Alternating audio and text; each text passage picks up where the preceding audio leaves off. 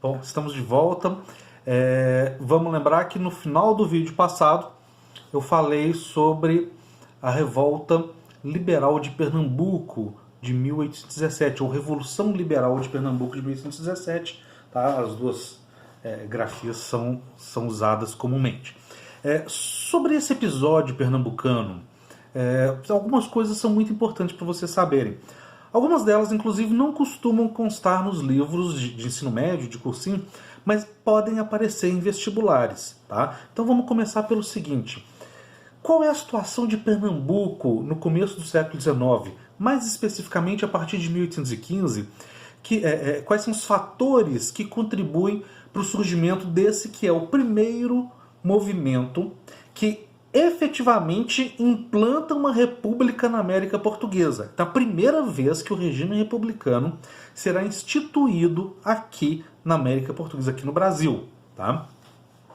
Nós vamos ver depois as características desse movimento, mas vamos começar dando um passo atrás e vendo o que existia ali em Pernambuco de diferente que contribui para levar a esse movimento. Vamos começar pelas influências externas. Tá? Tem alguns fatores externos que contribuem para que em Pernambuco, especificamente em Pernambuco, surgisse aquele movimento. Começando pelo seguinte: existia uma relação muito forte de líderes pernambucanos com alguns líderes dos exércitos revolucionários, tanto da Venezuela quanto de Buenos Aires. Tá? Então Simão Bolívar e San Martín eram líderes políticos que exerciam uma influência ideológica muito intensa em algumas pessoas importantes, tanto em Recife quanto em Olinda. Então, quando a gente pensa no contexto, 1815, o que está rolando? Está rolando guerra de independência da América Hispânica. São os exércitos dos chamados libertadores da América. Várias das pessoas que lutam na insurreição pernambucana em 1817, mais tarde passam a integrar o exército de Simão Bolívar. Isso é muito importante. Tá?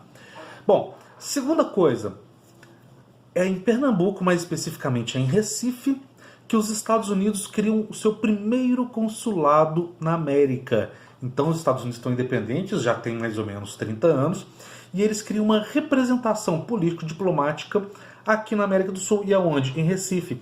Então ali em Recife você tem um polo que irradia todo um conjunto de valores políticos, éticos, que naquele momento não só refletiam a Revolução Americana, que é uma revolução de caráter iluminista, mas já apontavam para algo que vai aparecer em seguida, que é o quê?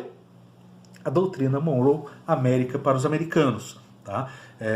Então essa ideia de expulsar os europeus, não deixar a Europa intervir nas questões próprias da América, começa a ficar muito forte ali em Recife. Tá? Bom, em terceiro, quando Napoleão ele é exilado na ilha de Santa Helena, no Atlântico, vários franceses partidários de Napoleão vão para Recife e criam em Recife uma espécie de polo avançado, porque eles tinham um plano. Qual que era o plano? Sequestrar, ou na verdade, resgatar Napoleão na ilha de Santa Helena, trazer para o Recife, de lá mandar ele para os Estados Unidos. Tá? Esse plano nunca foi executado. Mas o fato desses franceses estarem ali exerce uma influência sobre algumas personalidades, algumas pessoas muito importantes na sociedade, tanto de Olinda quanto de Recife. Bom, além desses três fatores que estão ligados a um contexto mais externo, existiam dois outros fatores que contribuíam para criar um clima revolucionário em Pernambuco. Tá? Nós temos duas instituições extremamente progressistas que começam a difundir ideias de caráter liberal e iluminista. Que instituições são essas?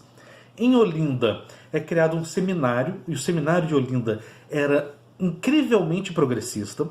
Tá? Era uma das instituições dentro da Igreja Católica mais progressistas no mundo. Okay? E a participação dos padres na Revolução de 1817 é tão intensa, mas tão intensa, que alguns livros chamam a Revolução Liberal de 1817 de Revolução dos Padres.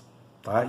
Essa terminologia pode aparecer no vestibular. Se aparecer lá escrito Revolução dos Padres de 1817, é a Revolução Liberal Pernambucana. E a outra instituição importantíssima na verdade porque é mais de uma, são as lojas maçônicas que são criadas em Recife. Tá? Tem loja maçônica em Olinda também, mas são principalmente as de Recife, que tem uma participação muito ativa durante a Revolução Liberal. Tá? Bom, além disso, existem dois outros fatores que contribuem para o que vai acontecer. Tá? Primeiro, a seca de 1816, que provoca uma elevação no custo de vida da população de Pernambuco, e isso, obviamente, cria um clima de insatisfação que se volta contra o governo do Dom João, lá no Rio de Janeiro. Tá? Segundo, o fato de que o governo de Dom João, para fazer todas aquelas reformas urbanas, né, eu citei no vídeo passado, por exemplo, a iluminação pública do Rio de Janeiro, ele precisa de tirar dinheiro de algum lugar. E isso vai se refletir diretamente no aumento dos impostos sobre a população de Pernambuco, tanto do Recife quanto de Olinda. Então está criado um cenário para uma explosão revolucionária. Em março de 1817, é proclamada a República de Pernambuco. Pernambuco oficialmente se desliga do Brasil. Esse movimento, a Revolução Liberal, é, obviamente, de caráter liberal, é de caráter republicano, é uma revolução separatista. Eles não estão falando em independência do Brasil, independência de Pernambuco. Outras capitanias próximas, principalmente a capitania de Paraíba, vão aderir ao movimento. Tá? O Rio Grande do Norte e Ceará, essas duas, aderem de uma forma mais tímida, mas Paraíba mergulha de cabeça na revolução. Tá? Mas mesmo assim, é um movimento do Nordeste, não é do Brasil, então ele é separatista. Bom, tem claramente inspiração iluminista.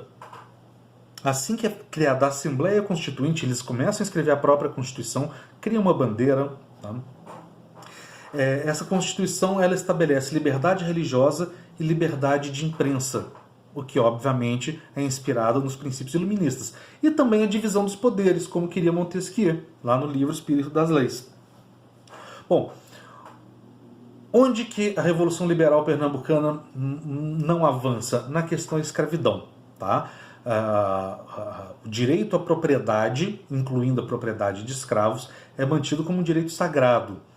Então, somos iluministas, mas nem tanto assim. Ok? Bem, obviamente a Revolução Liberal de Pernambuco não vai para frente. Por quê? Porque o governo não é um governo colonial, não é o governo geral do Brasil. É o governo imperial de Portugal. Dom João VI, ele está no Brasil com todo um aparato militar de um império. E esse vai ser, inclusive, um pretexto, essa vai ser uma justificativa que ele vai usar para as elites lá em Portugal para dizer, tá vendo, se eu tivesse aí, o que ia acontecer? A gente perdia o Nordeste, que é riquíssimo. Então, a Revolução Liberal de Pernambuco, ela não serviu para separar Pernambuco do Brasil, não serviu para instituir uma república, mas serviu para os interesses de Dom João VI. Por quê? Porque ao reprimir violentamente o movimento, ele vai usar essa repressão como uma justificativa. Eu consegui impedir um movimento separatista. Eu consegui impedir a independência porque eu estava lá. Eu estava no Rio de Janeiro. A resposta militar foi muito rápida. Tá? E com essa Revolução Liberal, obviamente, o Dom João ele consegue acalmar os ânimos lá na Europa por mais alguns anos. Tá? É só em 1820 que ele vai voltar a ter problema de gente pressionando para ele voltar.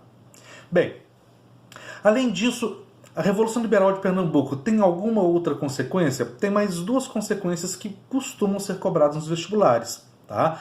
Primeira consequência, a elite açucareira do sul de Pernambuco não aderiu ao movimento e permaneceu fiel ao governo de Dom João VI. Então eles vão ser beneficiados por isso. Qual que é o benefício? Eles passam a ter direito a uma administração própria. Com isso, é criada a capitania de Alagoas. Então a região sul de Pernambuco se separa de Pernambuco e se transforma em capitania de Alagoas. Segunda consequência, apesar da repressão violenta, apesar da perseguição às lideranças, tá? O espírito revolucionário ele sobrevive em Pernambuco.